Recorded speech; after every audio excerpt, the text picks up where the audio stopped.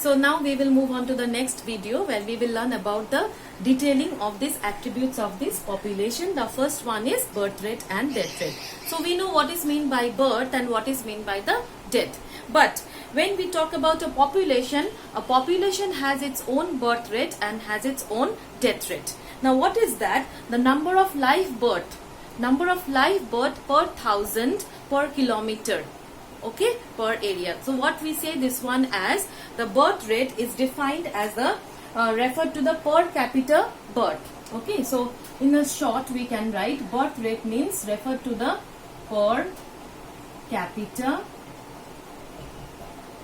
birth, and death also same thing, per capita death, right? So birth rate is defined as the number of live birth in per capita, and death rate is defined as number of death in per capita in a particular area, right? Now when we talk about this respectively, the death rates expresses the change in number, the birth rate, both of them they are expressing the change in the number of population, right?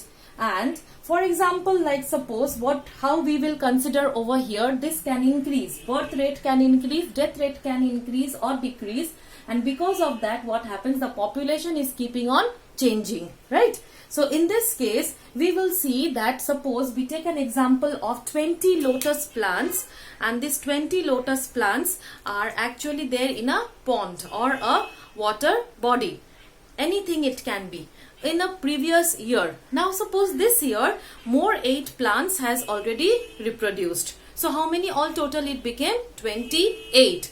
Now if you talk about the birth rate, then what it will be? That is 8 by 20. So this gives 0.4, right? So this gives 0.4. That means the 0.4 we can say over here is the offspring of lotus per year. 0.4 is the offspring of lotus per year. So like this we can easily find out the birth rate, okay? And when we talk about the death rate, we say the death rate in the population during this period. Like suppose we can say the 4 individuals in a laboratory population of 40 flies or 40 insects, it dies, okay? And during this specified interval of time. So in this case, suppose 4 of them died among the 40. So that means what we can say over here, this is 0.1. This is 0.1.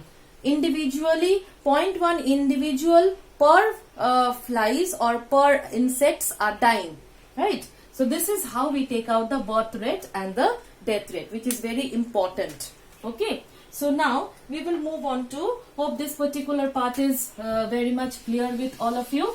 And now we will move on to the sex ratio. That is our second attribute of population. So sex ratio. Now when we talk about this word, we mean that number of males and number of females, right? Number of males and compared with the number of females. So every time it is not possible for us, sometimes we can also symbolize this one, as we know the symbol. Hope it is all of you, it is known to you all, the symbol.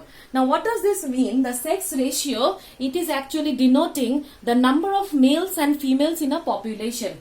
That means altogether this particular part will make the population. This will make the population. So number of males and females. An individual can either be a male, an individual can either be a female. But a population has a sex ratio of the males and the females. For example, the males can be 55% of the population. Females can be like 45% of the population. And we can easily take out their ratio in a particular area. So this is actually depicting the number of males and the females. But what we do is we find out of 1,000 males how many females are there. That's why we are always concerned about the male number, and we take that one as a standard. Like suppose how we take out, that is 1,000 males among 1000 males there are suppose 950 females. So then it becomes easier for us to find out the sex ratio of a particular area. And suppose this particular calculation is done in a particular year, suppose 2019. So in this case, we can say in a particular area, out of 1000 males to 950 females are there, right? Now, in humans, the proportion of the females is actually very important because the females are having a specific reproductive age. It's having a specific reproductive age.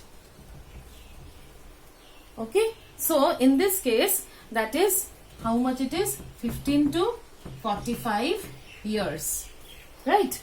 So this is very important, which is controlling obviously the birth rate. Okay.